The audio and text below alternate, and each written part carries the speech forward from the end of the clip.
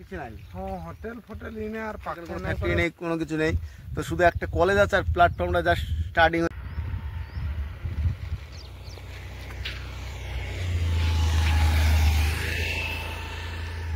এই সেই সোনপুর প্ল্যাটফর্ম, যেখানে কিছুই নেই এখন, যা সবে শুরু হচ্ছে, কিচ্ছু দেখা যাচ্ছে না, মানে সুদূর মরুভূমি, মানে ফাঁকা পুরো একদম এরিয়া। তো এখানে ফাঁকা, সব কিছু রেডি করছে এই যে সোনপুর প্ল্যাটফর্ম। টিকিট মাস্টার আছে না কোনো কিছু আছে।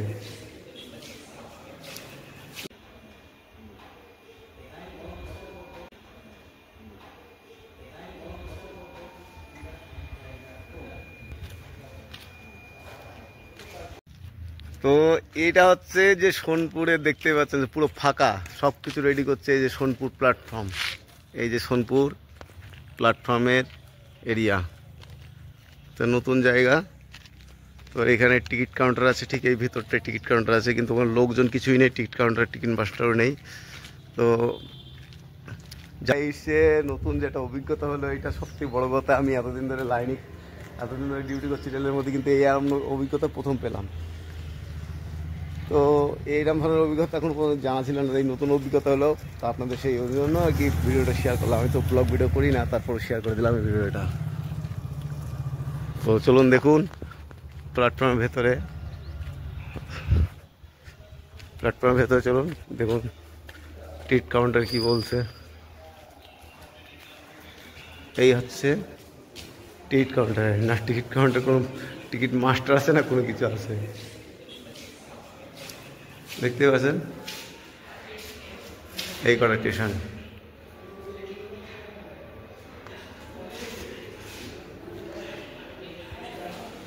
এই যে বাকি সুন্দর, প্ল্যাটফর্মটা সুন্দর বানিয়েছে, নতুন প্ল্যাটফর্ম আছে, সুন্দর বানিয়েছে। এই যে সব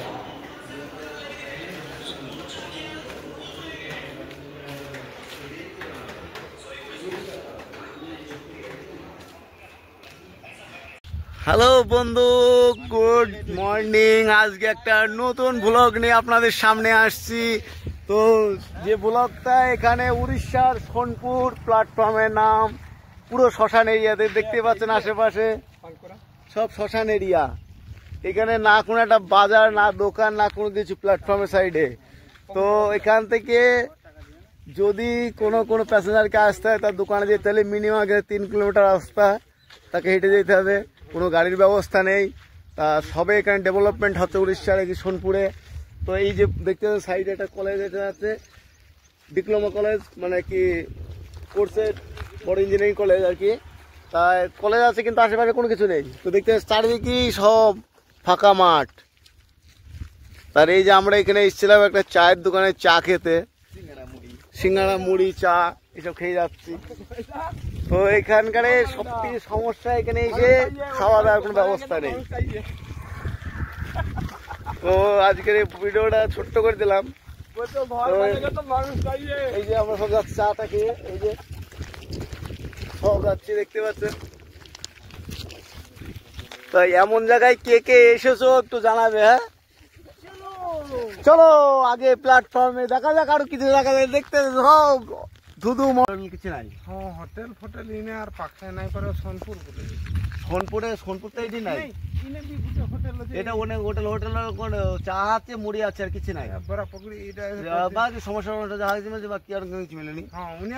ভাত মিল নাই, এটা কোনো ভাত মিললে হোটেল ঝাঞ্ঝি কি জান নাই, সে আগে ঝাঞ্ঝির কি হ্যাঁ মিলব, বাকি হ্যাঁ মিলব নি।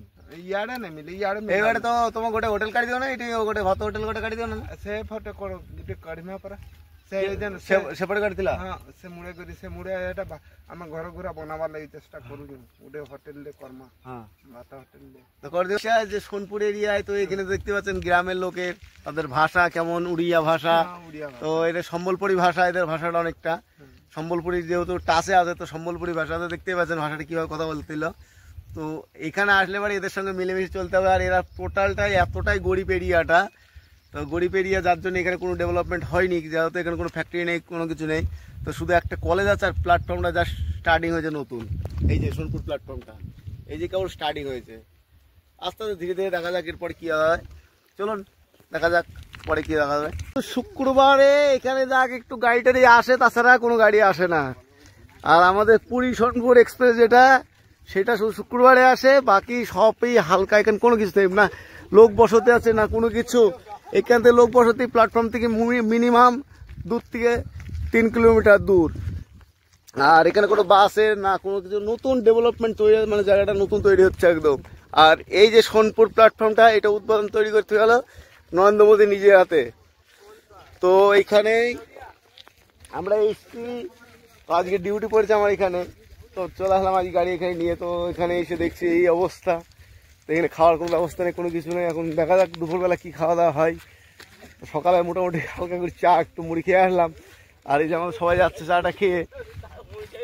হ্যাঁ, আবার দুপুরে যদি কপালে কিছু থাকে তো হবে, যদি না থাকে তা চিড়ি খেয়ে থাকতে হবে সারাদিন, ভাত তো পাওয়া যাবে না। তাই এত কষ্ট করে ডিউটি করা যায় না, ডিউটিটা করছি। তা কে কে এমন জায়গায় আসতে চাও একটু জানাবে, ঠিক আছে?